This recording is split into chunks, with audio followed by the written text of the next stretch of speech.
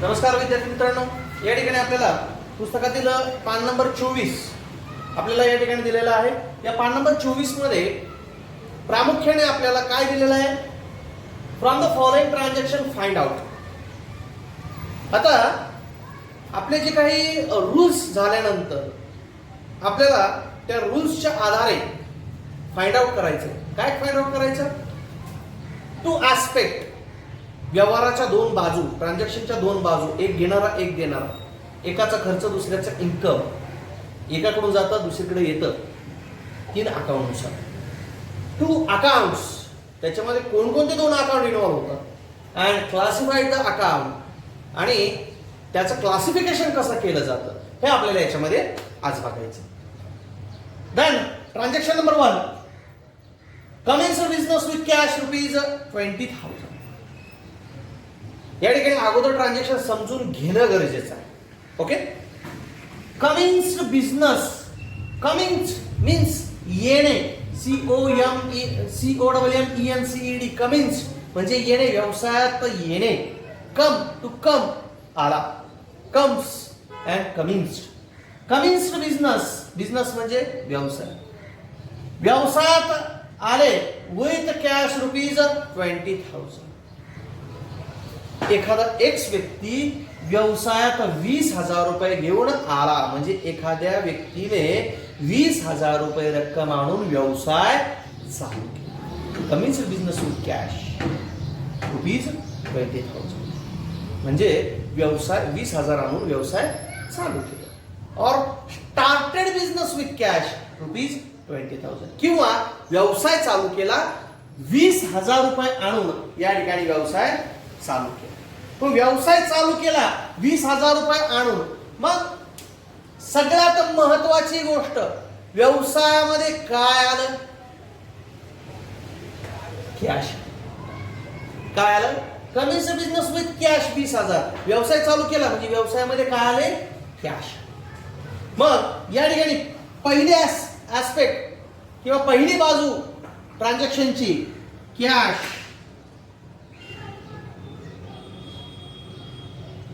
comes in the business. Okay, ही झाली पहिली बाजू व्यवसायाची, cash comes in the business. दुसरी बाजू पाहिजे, आपल्याकडे कॅश आली. ओके, मग या ठिकाणी आपण कॅश आली असं म्हणू. कॅश कुणी दिली? ज्याने कॅश आणली त्याने कॅश दिली. मग व्यवसाय चालू कोण करतं? व्यवसायाचा मालक हा नेहमी व्यवसाय चालू करत असतो. अकाउंटिंग सेक्शन मध्ये व्यवसाय आणि व्यक्ती, खाजगी आणि व्यावसायिक या 2 भिन्न भिन्न बाबी आहेत. मग कॅश व्यवसायात आली, व्यवसायात कॅश कुणी आणली? एक्स व्यक्तीने. तो एक्स व्यक्ती व्यवसायाचा कोण आहे? मालक आहे. मालकाला आपण काय म्हणतो? प्रॉपरायटर. मग व्यवसायाला कॅश कुणी दिली? प्रॉपरायटर, मालकाने दिली. मग या ठिकाणी दुसरे ऍस्पेक्ट,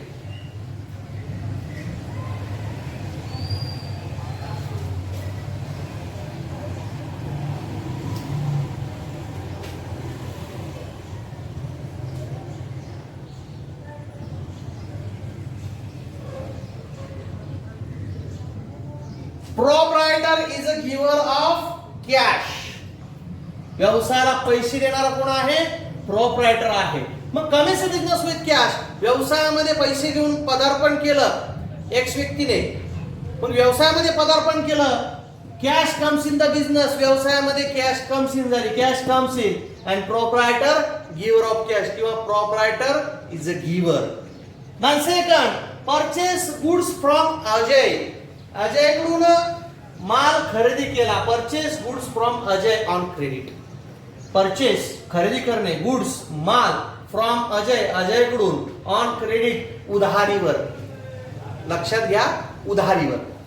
मग कॅश अँड क्रेडिट या 2 बाजू, डेबिट आणि क्रेडिट हे वेगळं, आणि कॅश आणि क्रेडिट हे वेगळं. कॅश अँड क्रेडिट, कॅश म्हणजे रोख आणि क्रेडिट म्हणजे उधारीवर. डेबिट आणि क्रेडिट नावे आणि जमा. ओके, मग त्या ट्रान्झॅक्शन नुसार त्या क्रेडिटचा अर्थ बदलत असतो.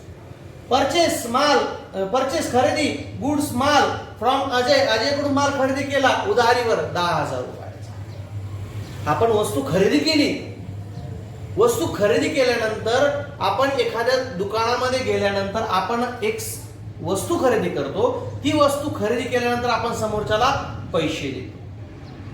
मग वस्तू खरेदी करणं, आपल्याकडे वस्तू आली, आपण समोरच्याला पैसे दिले म्हणजे आपण पैसे खर्च केले. ओके, आपण खर्च केल्याशिवाय आपल्याकडे कुठलीही वस्तू येत. मग आपण पैसे खर्च केले त्यावेळेस आपल्याकडे काय आला? माल आला. म्हणजे नेहमी परचेस इज अन एक्सपेन्सेस किंवा एक्सपेंडिचर. मग या ठिकाणी आपण म्हणणार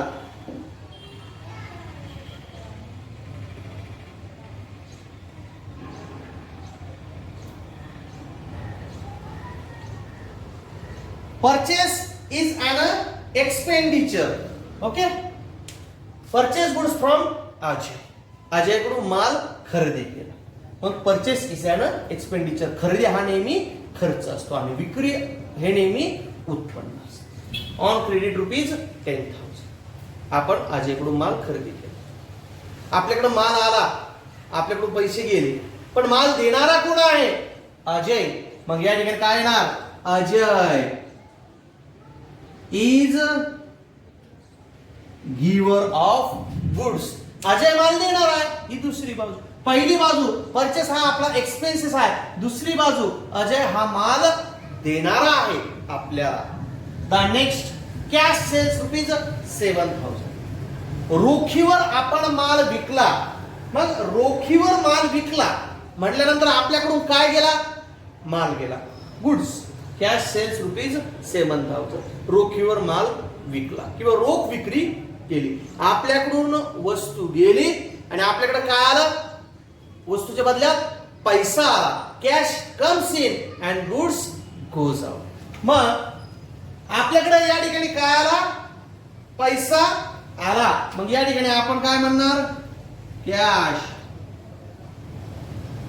comes in. Okay, then cash comes in ही पहिली बाजू झाली. दुसरं सेल्स, आपण विक्री केली. जसा परचेस हा आपला खर्च आहे तशी सेल्स हा आपला इन्कम आहे. म्हणून या ठिकाणी म्हणणार आपण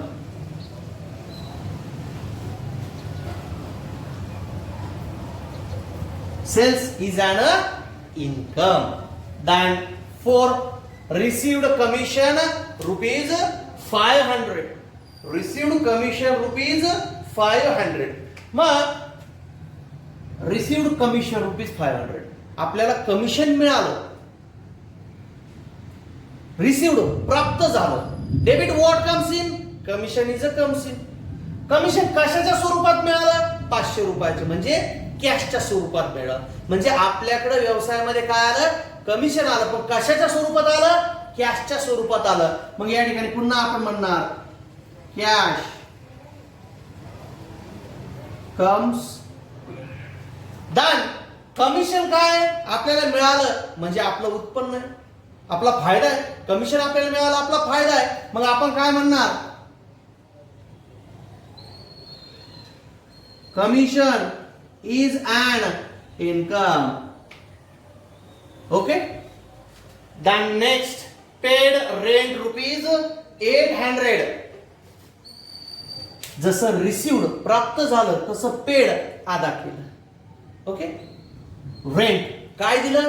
भाडं दिलं. रेंट मीन्स भाडे. भाडे दिले आपण. मग व्यवसायासाठी गाळा भाड्याने घेतलं असं, त्या गाळ्याचं भाडं दिलं. कशाच्या स्वरूपात दिलं? 800. पैशाच्या स्वरूपात भाडं दिलं. मग पेड रेंट ₹800. ₹800 रोख भाडं आपण त्या ठिकाणी दिलं. मग रेंट पेड केलं म्हणजे भाडं दिलं. पैसे दिले म्हणजे आपला खर्च झाला. म्हणजे या ठिकाणी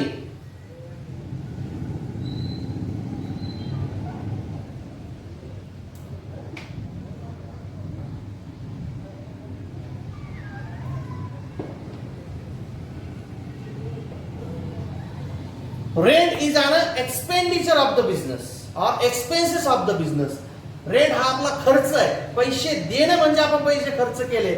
means rent is an expenditure of the business. Then cash goes out. Because rent paid via cash, cash goes out from the business. मग या दोन टाइप्स आपल्याला किंवा दोन ऍस्पेक्ट आपल्याला या ठिकाणी व्यवसायाच्या बघायला मिळत असतात. आता याच्यानंतर आपल्याला काय बघायचं, दॅन टू अकाउंट्स. व्यवसायामध्ये इन्व्हॉल्व होणारे दोन अकाउंट. पहिल्या ट्रान्झॅक्शन नुसार कोण कोणते अकाउंट या ठिकाणी आपल्या व्यवसायामध्ये इन्व्हॉल्व होतात ते आपल्याला त्या ट्रान्झॅक्शन नुसार आपल्याला अकाउंट त्याच्यामधले शोधून काढायचे आहे. मग हे अकाउंट शोधून काढत असताना आपल्याला कोणकोणते अकाउंट आपल्या व्यवसायामध्ये इन्व्हॉल्व होतात ते आपल्याला या ठिकाणी समजून घ्यायचं आहे. मग हे दोन अकाउंट काढत असताना प्रामुख्याने आपण अगोदर ट्रान्झॅक्शन समजून घेणं मस्ट आहे, गरजेचं आहे. ओके. मग हे अकाउंट समजून घेत असताना डेबिट कशाला द्यायचं, क्रेडिट कशाला द्यायचं हेही आपण समजून घेऊ शकतो. मग याच्यामध्ये आता पहिलं ट्रान्झॅक्शन आपण या ठिकाणी दोन ऍस्पेक्ट आपण या ठिकाणी वाचलेले. Cash comes in the business. Okay. Than proprietor is a giver of cash. व्यवसायामध्ये कॅश आली, cash comes in the business. But या ठिकाणी cash comes in the business व्यवसायामध्ये काय आली, कॅश आली. म्हणजे पहिला अकाउंट या ठिकाणी आपण काय काढणार, cash account. Okay. Then proprietor is a giver of cash. ज्या वेळेस व्यवसाय आपण चालू करतो, स्टार्टेड बिझनेस विथ कॅश.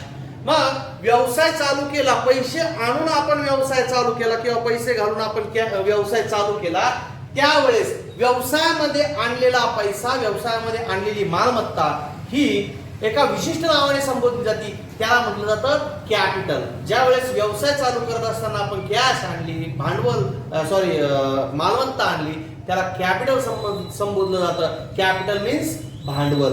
म्हणजे या ठिकाणी proprietor is a giver of cash. Proprietor is a giver of cash.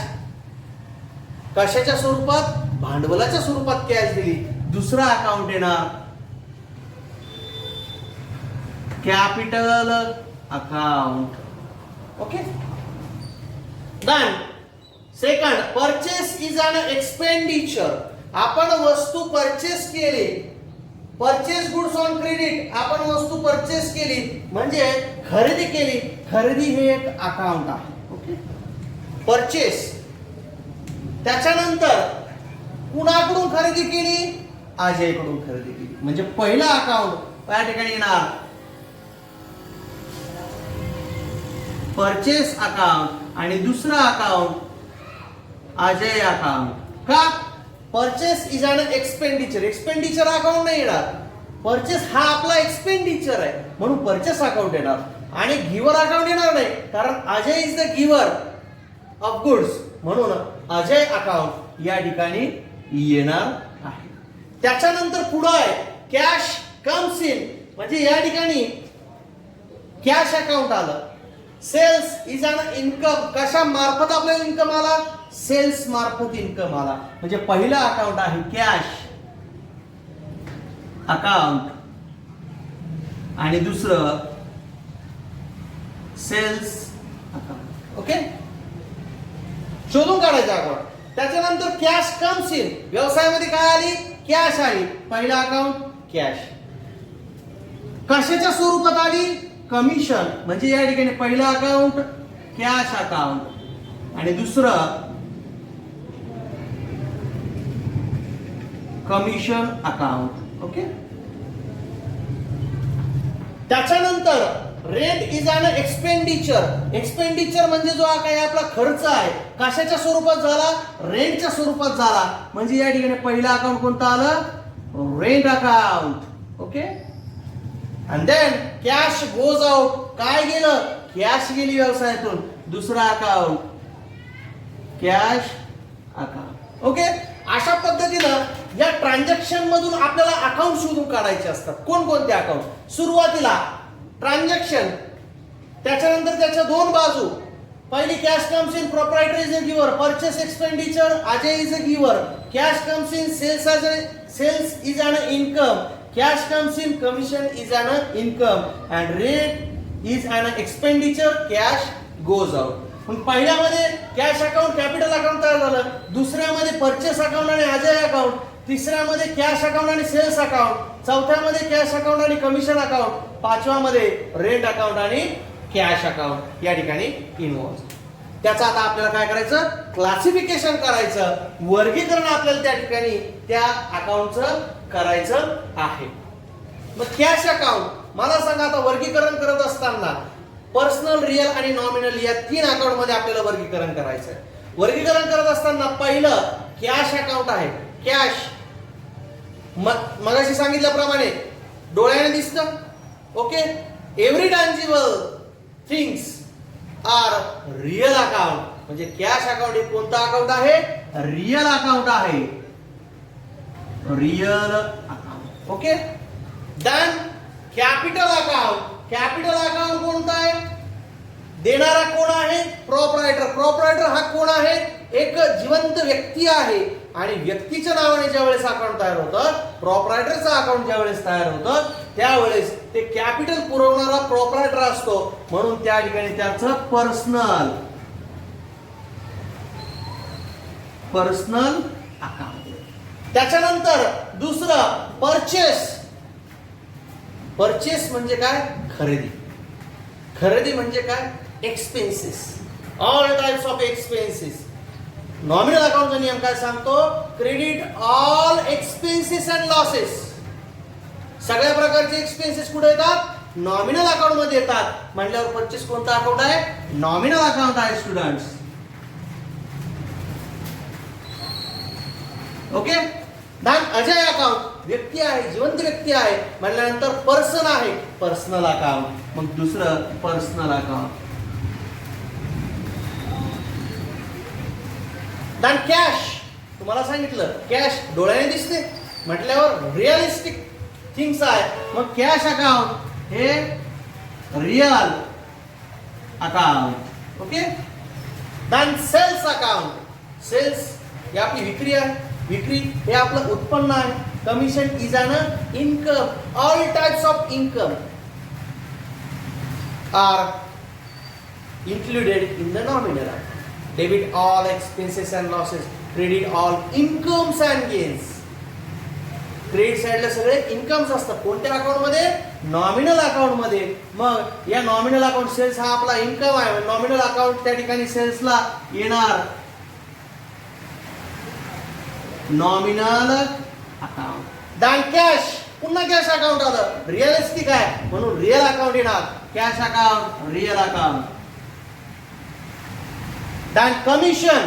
Commission काय आपला, इन्कम आहे. All types of income in nominal account. Credit all incomes and gains.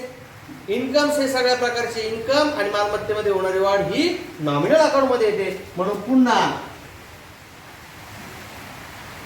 Nominal account. Okay, then rent. आपण भाडं दिलं, rent is an expenditure.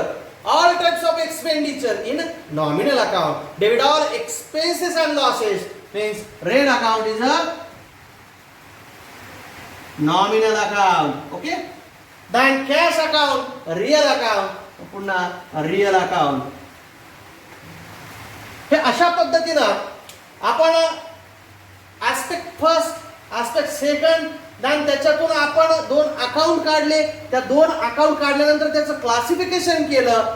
Real account, personal account, nominal account, personal account, real account, nominal account, real account, nominal account, nominal account, real account. अशा पद्धतीनं त्याचं classification आपण या ठिकाणी केलेलं आहे. या पद्धतीनं आपल्याला या ठिकाणी या ऍडजस्टमेंट किंवा या ठिकाणी हे ट्रान्झॅक्शन आपल्याला समजून घेता येईल. Thank you students.